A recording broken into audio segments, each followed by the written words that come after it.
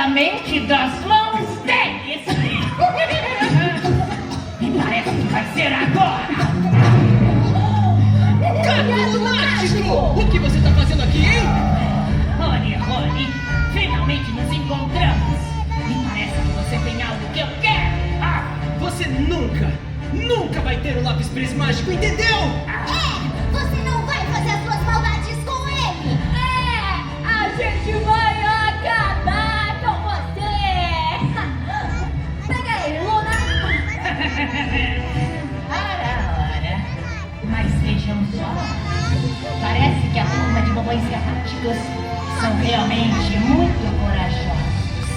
Bom, vamos ver se essa coragem dura. Ei! Gato Lunático, solta elas agora! Rony, agora você vai ter que fazer uma importante escolha. O seu lápis prismático ou essas suas amiguinhas chatas. Rony, não dê o lápis a ele! Você sabe que não podemos confiar no Gato Lunático! É isso aí, turma! Nós nunca vamos dar o lápis a ele, não é mesmo?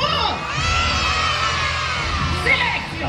É isso aí! Ele com certeza vai fazer maldade com o lápis! E é por isso que nós nunca vamos dar o lápis a ele, não é mesmo? É isso aí! Dá logo o lápis pra ele! Mimi? Esse gato é fedido! Ei!